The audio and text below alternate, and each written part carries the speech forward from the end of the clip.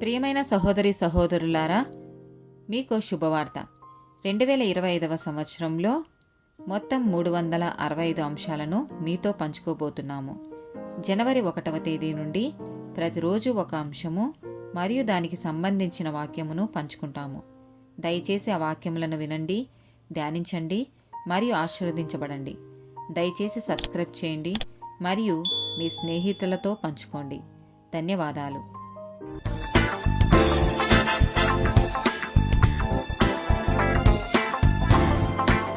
65th day topic ఆత్మవిశ్వాసం. కీర్తనల గ్రంథము 27వ అధ్యాయము 3వ వచనం.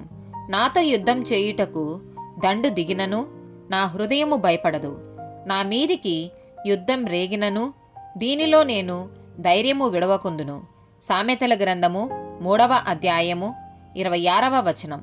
యెహోవా నీకు ఆధారమగును, నీ కాలు చిక్కుబడకుండునట్లు ఆయన నిన్ను కాపాడును. సామెతల గ్రంథము 14వ అధ్యాయము 26వ వచనం. యెహోవా యందు భయభక్తులు కలిగియుండుట బహుధైర్యము పుట్టించును. యెషయా గ్రంథము 30వ అధ్యాయము 15వ వచనం. ప్రభువును ఇశ్రాయేలు యొక్క పరిశుద్ధ దేవుడునగు యెహోవా ఇలాగు సెలవిచ్చుచున్నాడు, మీరు మరలి వచ్చి ఊరకుండుట వలన రక్షింపబడెదరు. మీరు ఊరకుండి నమ్ముకొనుట వలన మీకు బలము కలుగును.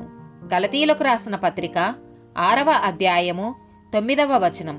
మనము మేలు చేయుటయందు విసుకకయుందము, మనము అలయక మేలు చేసితిమేని తగిన కాలమందు పంట కోతుము. ఆమేన్.